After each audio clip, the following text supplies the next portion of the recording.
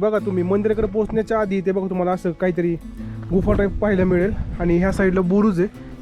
मित्रांनो आपण आज जाऊन बघू काय नक्की ते.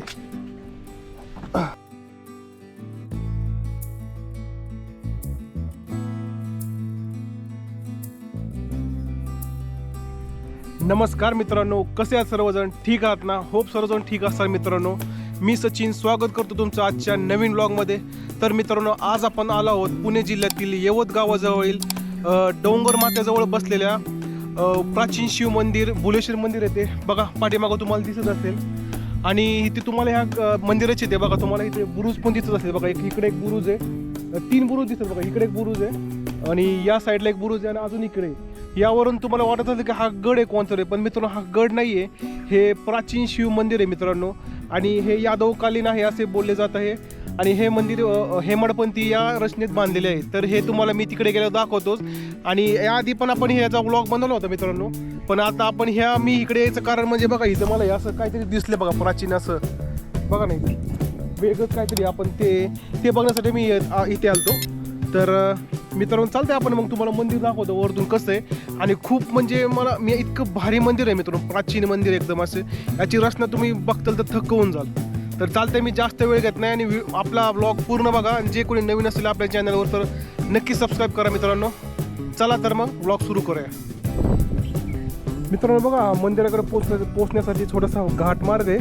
आणि बघा तुम्ही मंदिराकडे पोहोचण्याच्या आधी ते बघा तुम्हाला असं काहीतरी गुफा टाईप पाहायला मिळेल आणि ह्या साईडला बुरुज आहे. तर चला आपण वरती जाऊन बघू काय, कारण बरेच जणांनी माहीत नसेल काय. तर त्याला मी पण पहिल्यांदा जातोय तर बघूया काय वरती,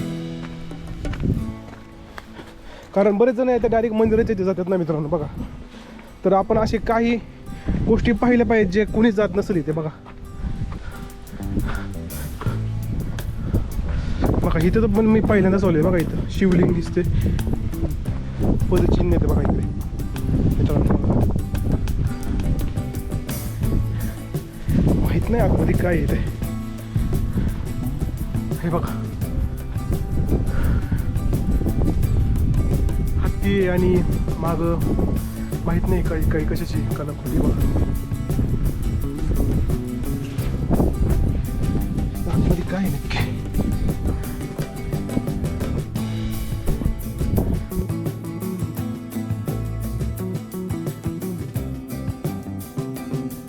बघा मित्रांनो, देवी दिसते कोणची तरी.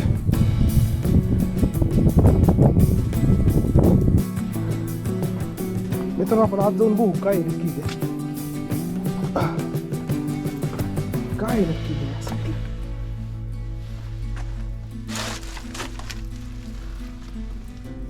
बघा मित्रांनो गुफा टाईप आहे काहीतरी.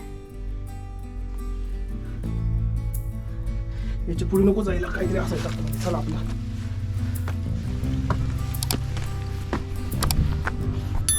मित्रांनो बघा ही पार्किंगची सुविधा केली इथे आणि इकडे मंदिर आहे. तर चला आपण जाऊ आतमध्ये.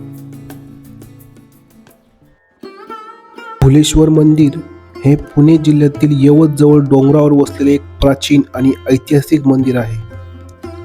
हे मंदिर भगवान शिव यांना समर्पित असून धार्मिक, ऐतिहासिक आणि वास्तुशास्त्रीय दृष्टिकोनातून अत्यंत महत्त्वाचे मानले जाते. पुण्यापासून 45 ते 50 किलोमीटर अंतरावर असलेले हे ठिकाण निसर्गाच्या सानिध्यात असल्यामुळे पर्यटक आणि भाविकांसाठी आकर्षणाचे केंद्र आहे. या मंदिराचा इतिहास सुमारे 8व्या शतकापर्यंत मागे जातो. त्या काळात दक्षिण भारतात विविध राजवंशाचे राज्य होते आणि त्यांच्या प्रभावामुळे मंदिराच्या रचनेत वैशिष्ट्यपूर्ण शैली दिसून येते. पुढे यादव राजवंश काळात 12व्या 13व्या शतकात या मंदिराचा विस्तार आणि पुनर्बांधणी करण्यात आली. याच काळात मंदिराला हेमाडपंथी शैलीचे स्वरूप प्राप्त झाले. या शैलीत काळ्या दगडांचा वापर करून मजबूत आणि टिकाऊ बांधकाम केले जाते. तसेच सूक्ष्म कोरीवकाम ही या शैलीची खास ओळख आहे. भुलेश्वर मंदिराचे आणखी एक वैशिष्ट्य म्हणजे दौलत मंगळगड या किल्ल्यावर वसलेले आहे. इतिहासात अनेक वेळा आक्रमण झाल्यामुळे मंदिराचे संरक्षण करण्यासाठी त्याला बाहेरून किल्ल्यासारखा किंवा मशिदीसारखा देखावा देण्यात आला होता. त्यामुळे पहिल्या नजरेत हे मंदिर असल्याचे जाणवतच नाही, मात्र आत प्रवेश केल्यावर अत्यंत सुंदर कोरीवकाम, शिल्पकला आणि धार्मिक वातावरण अनुभवायला मिळते. मंदिराच्या आतील भागात नंदी मंडप, सभा मंडप आणि गर्भगृह असे विविध भाग आहेत. गर्भगृहात शिवलिंगाची स्थापना केलेली आहे. भिंतीवर रामायण, महाभारत आणि विविध देवदेवतांच्या कथांचे दर्शन घडवणारे शिल्प कोरलेले आहेत. विशेष म्हणजे येथे गणपतीची स्त्री रूपातील मूर्ती गणेशवरी आढळते, जी अत्यंत दुर्मिळ मानली जाते. भुलेश्वर या नावामागे एक पौराणिक कथा सांगितली जाते. पार्वती देवीने शिव यांना आकर्षित करण्यासाठी नृत्य केले आणि त्या नृत्यात शिव भुलले, त्यामुळे या ठिकाणाला भुलेश्वर असे नाव पडले असे मानले जाते. ही कथा या मंदिराच्या धार्मिक महत्त्वात अधिक भर घालते. आजच्या काळात भुलेश्वर मंदिर हे केवळ धार्मिक स्थळ नसून एक लोकप्रिय पर्यटन स्थळ देखील आहे. डोंगरावरून दिसणारा सुंदर नजारा, शांत वातावरण आणि प्राचीन वास्तुकलेचा अनुभव यामुळे येथे भेट देणाऱ्यांना एक वेगळी शांती मिळते. महाशिवरात्री आणि श्रावण महिन्यात येथे विशेष उत्सव साजरे केले जातात आणि मोठ्या प्रमाणात येथे भाविकांची गर्दी सुद्धा होते. एकंदरीतच भुलेश्वर हे मंदिर इतिहास, अध्यात्म आणि निसर्ग यांचा सुंदर संगम आहे. पुण्याजवळ एका दिवसाच्या सहलीसाठी हे ठिकाण अत्यंत योग्य आणि प्रत्येकाने आयुष्यात एकदा तरी येथे भेट द्यावी असे मानले जाते.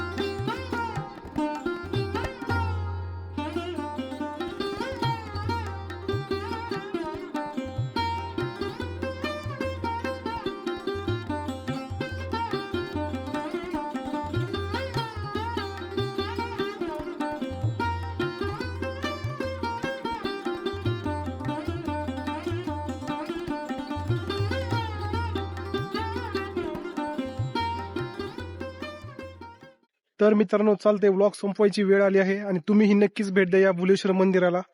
आणि इथल्या मंदिराचे गुगल मॅपचे लोकेशन मी नक्कीच टाकून ठेवेल.